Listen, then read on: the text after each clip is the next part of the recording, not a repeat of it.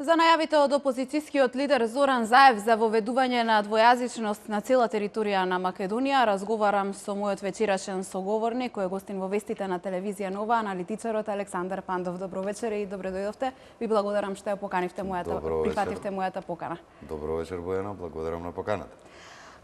За едни прагматичен чин, за други очајнички потек. Кој е вашиот став за најавите од опозицијскиот лидер Зоран Заев? Мислам дека во овие 25 години плурализам и повеќе партиско живење во Република Македонија, мислам дека не можам да се сетам поочајнички потек на некој политичар од овој последниот на Зоран Заев. Зошто го тврдам тоа? Затоа што со овој потек тој дефинитивно покажува, гласно ни кажува на цела македонска јавност дека тој нема веќе надежи кај македонскиот гласачки електорат, кај македонците како националност, од нив да добие гласови, туку се свртува во да бара гласови од албанците.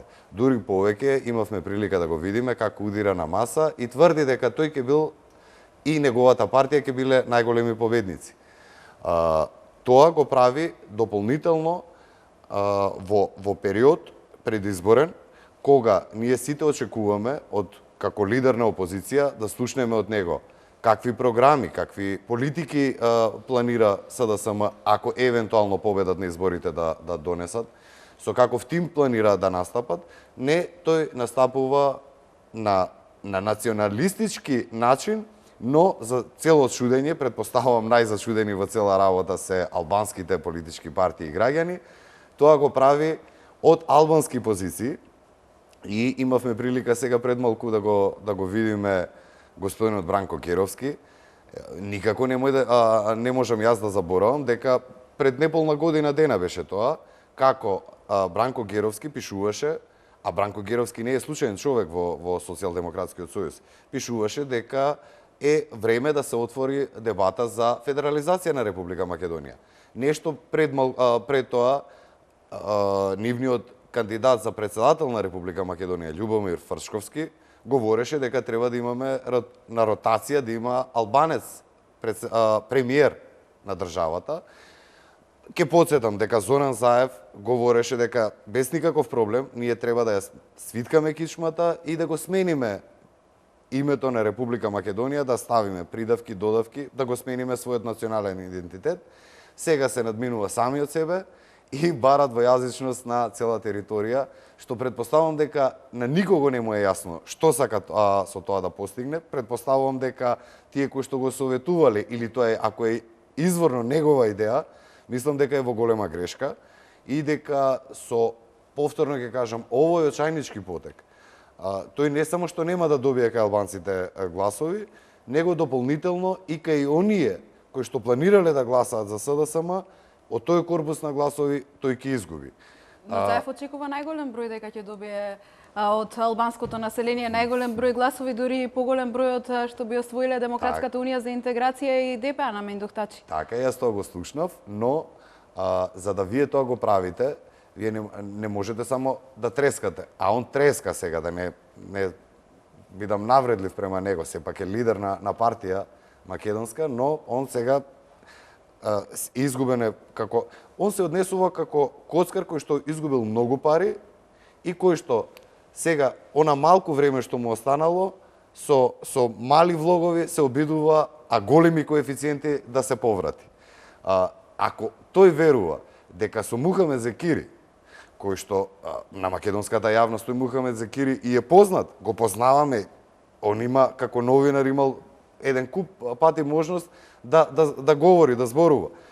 И го познаваме како исламски фундаменталист, ако планира со такви ликови да бара гласови кај македонците, па и кај албанците, јас сум 100% уверен дека греши. Тој Мухамед Зекири нема ДПА и ДУИ како автохтони, како стари македонски веќе партии, едната многу повеќе, другата помалку, но веќе над 10 години имаат, 15, 20, мислам дека е ДПА, не не е кадарен за таму, не е апликативен за во тие политички партии, во СДСМ го прибрал Зоран Заев, мада сега од истото тоа интервју имавме можност дека тоа го направил од човечки причини за да му даде парче леп, не дека го правил тоа заради политиките кои што ќе ги водел Мухамед Зекири. И сега морам да се осврнам и на една друга тема која е актуелна денеска, тоа е специјалното јавно обвинителство, излезе со првите две обвиненија после една година работа. Обвинителката Катица Јанева најави дека за разлика од првиот извештај за 6 месеци работа, дека сега овој пат ќе се појави пред своите колеги во Советот на јавни обвинители и дека ќе се појави пред парламентарците. Споменав една година од работењето на специјалното јавно обвинителство. Како вие гледате на оваа институција? Многу контроверзии во јавноста се шират за работењето на специјалното јавно обвинителство. Бојана, за жал, она кое што беше големо очекување на цела македонска јавност, дека тоа специјално јавно обвинителство, поддржано од сите политички партии во собранието, дека ќе направи што поскоро да дознаеме она што секого го интересира во Република Македонија, а тоа е кој прислушкувал, за чиви интереси прислушнувал, кои биле луѓето кои што биле вмешани, имало, немало странски служби, какви биле целите, што биле целите на тие луѓе.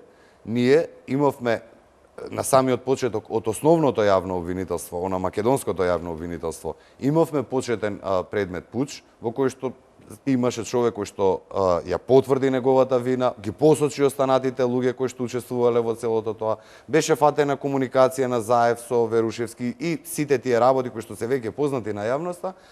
Таа излезе работава дека Катица Јанева и тоа специјално јавно обвинителство постојат само за да ја забошота таа работа, да ја стават по тепих и од друга страна пак за уште поголемо разочарување да биде од прислушнувани разговори кои што не се никаков доказен материјал, таа сега се обидува да прави политички пресконференции во кои што ќе обвинува само едните исти луѓе од партијата ВМРО.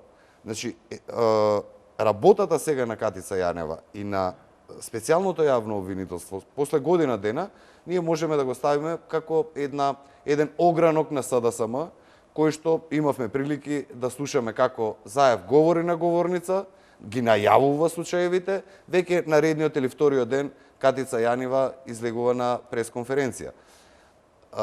За жал, мојата констатација, предпоставувам дека и на најголем дел од граѓаните на Република Македонија име дека тоа специјално јавно обвинителство е сега станато само како едно дувло за вработување на партиски кадар кој што е неспособен со својот труд, со својот интелект да биде вработен било каде, бараат место сега во тоа специјално јавно обвинителство. Имавме прилики да видиме дека најдиректен непотизам, значи синови, керки, роднини биле вработувани таму за големи пари.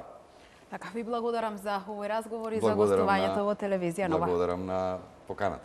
Почитувани, ние продолжуваме понатаму со останатите информации односно со политичките теми. Водителката и истакнатата опозицијска активистка Нора Шакири јавно го запраша опозицијскиот лидер зошто е помалку вредна од Мухамед Зекири, кој Зоран Заев го вработи во